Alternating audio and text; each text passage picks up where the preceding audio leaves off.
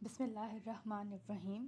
अस्सलाम वालेकुम व्यूअर्स। आज का हमारा टॉपिक है ब्रीथिंग कंट्रोल।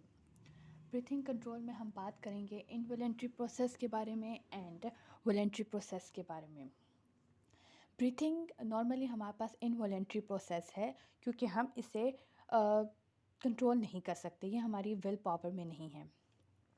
और नॉर्मली ब्रीथिंग हमारे पास इनवॉलेंट्री प्रोसेस है, बट काफ़ी हद तक हम उसे वॉलेंट्री प्रोसेस भी बना सकते हैं। फॉर एग्ज़ाम्पल, जब हम किसी से बात करते हैं या नॉर्मली जब किसी स्पीच देते हैं तो हम उसमें तसलसल कायम रखने के लिए उसे वॉलेंट्री प्रोसेस बना देते हैं। तसलसल कायम रखने के लिए हम अपनी सांस को थोड़ा सा कंट्रोल करते हैं, बीच में सांस नहीं लेते कि हमारा उससे तसलसल टूट जाता है। तो इस प्रोसेस को हम वॉलेंट्री कहते हैं। मतलब इस तरह हम ब्रीथिंग को, सांस को इनवॉलेंट्री से वॉलेंट्री कर सकते हैं। Like during coughing, during speech के वक्त, ड्यूरिंग सिंगिंग भी हम जो है अपनी ब्रेथ को कंट्रोल कर सकते हैं। तो आज हम बात करेंगे इनवॉलेंट्री और वॉलेंट्री के बारे में। इनवॉलेंट्री वो प्रोसेस जो हम खुद उसे कंट्रोल नहीं कर सकते, जो हमारी विल पावर में नहीं होती। लाइक वॉमिटिंग भी एक इनवॉलेंट्री प्रोसेस है, क्योंकि एकदम जब हमें वॉमिट हो रही होती है तो वो एकदम आ जाती है, तो हमें उसे कंट्रोल नहीं कर सकते।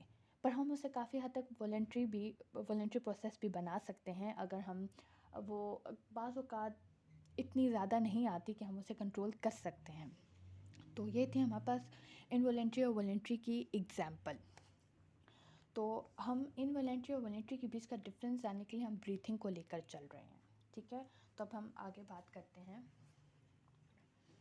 ब्रीथिंग का हमारे पास कंट्रोल सेंटर जो है वो मेडुला ऑब्लंगेटा है, ठीक। कंट्रोल सेंटर हमारे पास ब्रीथिंग का मेडुला ऑब्लंगेटा है। Medulla oblongata is a part of brain. ये मेडुला ऑब्लंगेटा हमारे पास ब्रेन का पार्ट है जो इनवॉलेंट्री एक्शंस को कंट्रोल करता है, like breathing and vomiting etcetera etcetera, और भी बहुत सी चीज़ों को कंट्रोल करता है, बट हम इन दो चीज़ों को लेकर चल रहे हैं।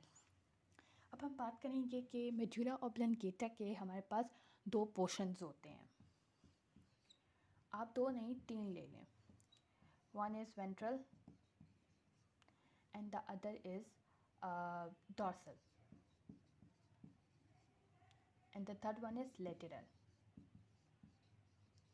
ये तो ऐसे इसको नेम्स दिए हुए हैं ना, बट लेटरल पोर्शन जो है हमारे पास, लेटरल पोर्शन को आप इस तरह समझ सकते हैं कि ऐसे पोर्शन जो मिड पॉइंट से अवे हों। मिड पॉइंट से अवे के मतलब मींस, एग्जांपल ले लें आप अपने स्मॉल टो का, मींस आप अपने पाँव की छोटी उंगली का एग्जांपल ले लें। आपके पाँव की छोटी उंगली स्मॉल टो जो होती है वो मिड पॉइंट से बहुत ज़्यादा अवे होती है, हमारी बॉडी के मिड पॉइंट से बहुत अवे होती है। तो इसको हम ये कह सकते हैं कि हमारी स्मॉल टो जो है वो लेटरल पोर्शन में है, मींस मिड पॉइंट से काफ़ी अवे है, काफ़ी दूर है। इस तरह हम इसी एग्जांपल ले सकते हैं, ठीक है। अब हमारे पास जो है अब हमारे पास मेडुला ऑब्लंगेटा, ये हमें पता चल गया कि ब्रीथिंग का कंट्रोलिंग सेंटर मेडुला ऑब्लंगेटा है। तो मेडुला ऑब्लंगेटा में हमारे पास ये पोर्शंस है, वेंट्रल, डॉर्सल, लेटरल। अब वेंट्रल का क्या काम है कि वो इंस्पिरेटरी एक्शंस को इंस्पिरेटरी कंट्रोल करता है।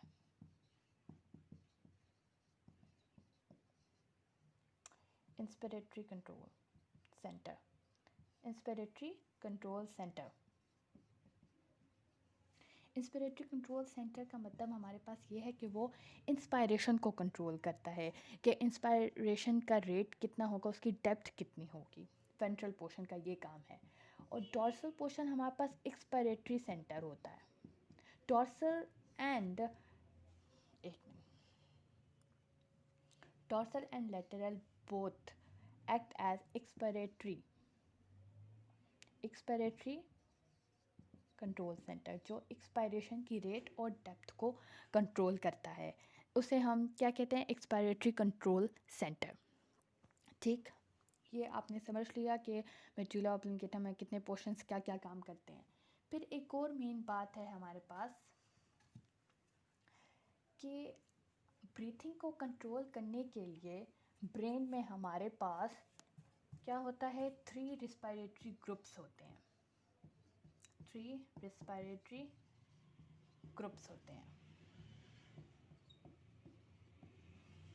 ठीक है। ये 3 जो रिस्पिरेटरी ग्रुप्स होते हैं, 2 जो है मेडुला ऑब्लंगेटा में होते हैं,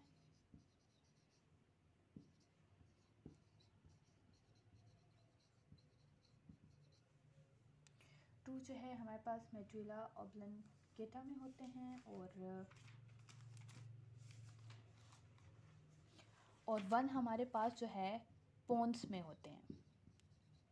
इसका मतलब ये है कि ब्रीथिंग जो है हमारे पास सिर्फ अकेला मेडुला ऑब्लंगेटा ही कंट्रोल नहीं कर रहा, उसके साथ पोन्स भी कंट्रोल कर रहा है, ठीक। पोन्स का एक और फंक्शन भी है, ये जो है पोन्स जो है मेडुला ऑब्लंगेटा को सेरिब्रल से कनेक्ट करता है, सेरिब्रल से कनेक्ट करता है। Cerebral is also part of brain, ठीक है। ये तो ऐसे इसका मैंने आप लोगों को नॉर्मल फंक्शन बता दिया कि इसका मेन फंक्शन ये है कि ये इनको कनेक्ट करता है। तो अब हमारे पास जैसे कि मेडुला ऑब्लंगेटा में पोर्शंस थे जो इंस्पिरेटरी सेंटर और expiratory control centre, inspiration expiration को कंट्रोल करते थे। तो हमारे पास ज़ाहिर सी बात है, अगर मेडुला ऑब्लंगेटा में पोर्शंस है तो पोन्स में भी पोर्शंस होंगे ना। तो हम पोन्स में को डिस्कस करते हैं कि पोन्स में हमारे पास 2 पोर्शंस हैं, एपिनेस्टिक एंड एपिनेस्टिक है हमारे पास, और दूसरा जो है हमारे पास पन्यूमोटॉक्सिक।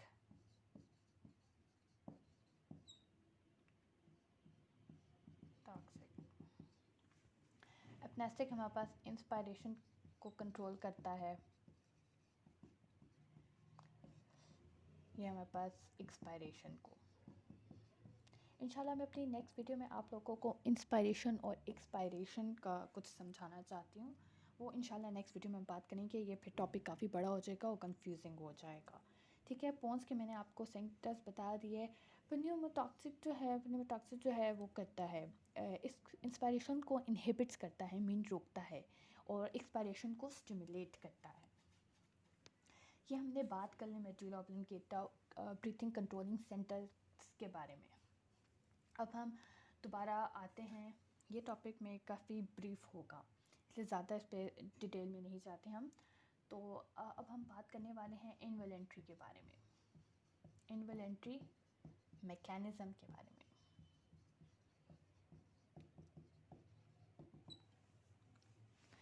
अब इनवॉलेंट्री एक्शन का मैकेनिज़्म होता किस तरह है, इसका मैकेनिज़्म कुछ इस तरह होता है कि पहले जो है हमारे पास, ये आप लोग जान लें कि हमारे पास ब्रीथिंग मूवमेंट कैसे होती है, इंटरकॉस्टल मसल्स और डायफ्राम की कॉन्ट्रैक्शन और रिलैक्सेशन की वजह से। मैं आप लोगों को बताती हूँ, इंटरकॉस्टल मसल्स जो हैं हमारे पास a group of muscles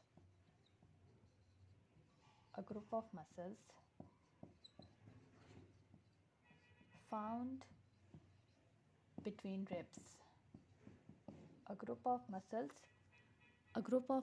found between ribs। intercostal muscles हमारे पास a group of muscles है जो हमारे पास ribs में present होता है। और सेकंड है डायफ्राम के बारे में तो आप लोगों ने पढ़ा ही होगा, बट इसकी मैं इजी से डिफ्रेंशिएट करने के लिए इसको ये कहूँगी, डायफ्राम का मेन फंक्शन क्या होता है, separates lungs with abdomen, separate lungs and abdomen, means ये लंग्स और एब्डोमेन के दरमियान में होता है। ये लंग्स हो गया, ये पूरा एब्डोमेन, मीन्स ये हमारे पास डायफ्राम होगा, इनको सेपरेट करता है, ठीक है। अच्छा, इनवॉलेंट्री मैकेनिज्म में इंटरकॉस्टल मसल्स और डायफ्राम के मेन रोल है। आपके ब्रीथिंग प्रोसेस तभी होगा जब आपके इंटरकॉस्टल मसल्स और डायफ्राम कॉन्ट्रैक्ट और रिलैक्स होंगे। अब हम बात करते हैं कि ये कॉन्ट्रैक्ट और रिलैक्स कैसे होते हैं।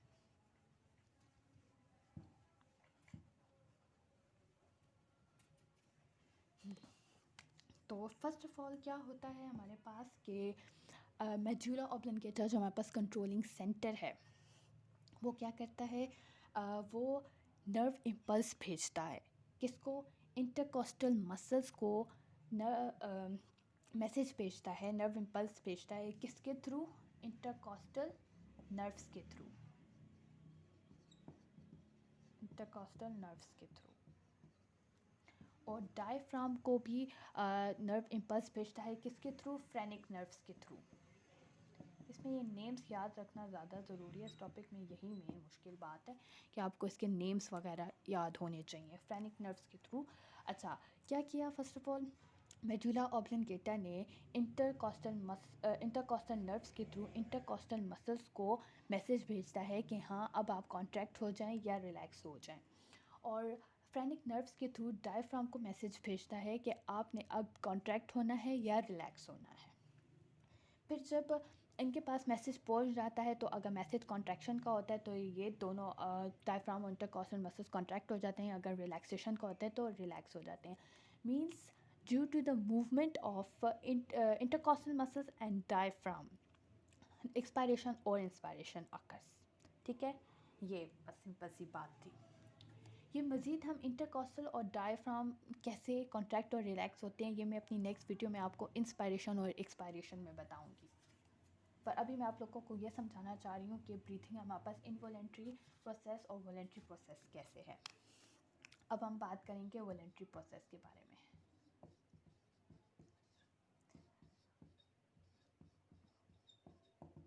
वॉलेंट्री प्रोसेस मैकेनिज्म, कि इसका मैकेनिज़्म हमारे पास क्या है। अच्छा, वॉलेंट्री प्रोसेस में जो है, वॉलेंट्री प्रोसेस का हमारे पास कोई कंट्रोलिंग सेंटर नहीं है। इनवॉलेंट्री का हमारे पास मेडुला ऑब्लिंगेटा कंट्रोलिंग सेंटर का था जो उसको कंट्रोल करता था। बस वॉलेंट्री प्रोसेस में हमारे पास कोई कंट्रोलिंग सेंटर नहीं है, बट कुछ काफ़ी हद तक हमारे पास एक चीज़ डिस्कस करते हैं इधर, सेरिब्रल हेमिस्फेयर।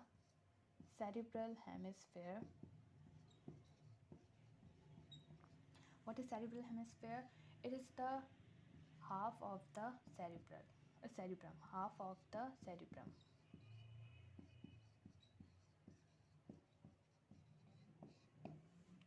ये हमारे पास क्या है, सेरिब्रम का हाफ है, half of the cerebrum which controls emotion, speech and etcetera. ठीक है, सेरिब्रम का हाफ है, मीन्स ये अब मतलब सेरिब्रम क्या है, हमारे पास पार्ट ऑफ ब्रेन है। फॉर एग्जांपल ये हमारे पास सेरिब्रम है तो उसका हाफ जो है, अच्छा तो हम बात कर रहे थे कि सेरिब्रम जो है इसका मीन्स हाफ जो है, इसका हाफ मीन्स इसका हाफ जो सेरिब्रल हेमिस्फेयर मीन्स सेरिब्रम का हाफ पोर्शन से जो है कुछ नर्व्स ओरिजिनेट होती हैं जो हमारे पास वॉलेंट्री प्रोसेस को कंट्रोल कर सकती हैं।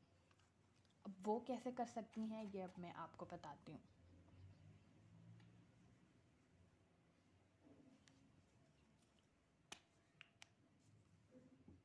जब सेरिब्रल हेमिस्फेयर से जब वो निकलती हैं, जब सेरिब्रल हेमिस्फेयर से नर्व्स ओरिजिनेट होती हैं तो वो हमारे पास मेडुला ऑब्लिंगेटा से पास होती हैं, मेडुला ऑब्लिंगेटा से पास होती हैं और उन्हें मतलब ये मैसेज देती हैं या उन्हें ये मतलब कहती हैं कि आप अपने इनवॉलेंट्री प्रोसेस को थोड़ा सा कंट्रोल में रखेंगे। मीन्स इनवॉलेंट्री प्रोसेस को फ़िलहाल के लिए ज़रा बंद कर दें, ज़रा ख़त्म कर दें ताकि वॉलेंट्री प्रोसेस हो सके। मगर वही मैंने आपको बताया कि ड्यूरिंग स्पीच सिंकिंग जो है आप काफ़ी हद तक अपनी ब्रेथ को रोक सकते हो, अपना सांस रोक सकते हो। कुछ लोग जो है 1-2 मिनट के लिए रोक सकते हैं, तो वो जो रोक सकते हैं वो इसी वजह से रोक सकते हैं कि सेरिब्रल हेमिस्फेयर से जो नर्व्स ओरिजिनेट होती हैं वो जो है मेडुला ऑब्लिंगेटा से पास होती हैं और उन्हें मतलब ये मैसेज दे रही होती हैं कि आप अपने इनवॉलेंट्री कंट्रोल को थोड़ा सा रोक दें ताकि हम अपना वॉलेंट्री प्रोसेस कर सकें। पर ये वॉलेंट्री प्रोसेस जो है काफ़ी देर तक नहीं रख सकते आप लोग, काफ़ी देर तक ये प्रोसेस नहीं चल सकता क्योंकि ब्रीथिंग हमारे लिए O2 ज़रूरी ऑक्सीजन का इनहेल ज़रूरी है और CO2 का एक्सहेल ज़रूरी है। तो दोबारा से कुछ सेकंड के लिए या ज़्यादा से ज़्यादा 1-2 मिनट के लिए वॉलंटरी प्रोसेस आपके पास होता है, फिर उसके बाद अगेन आपके पास इनवॉलंटरी प्रोसेस स्टार्ट हो जाता है। ठीक।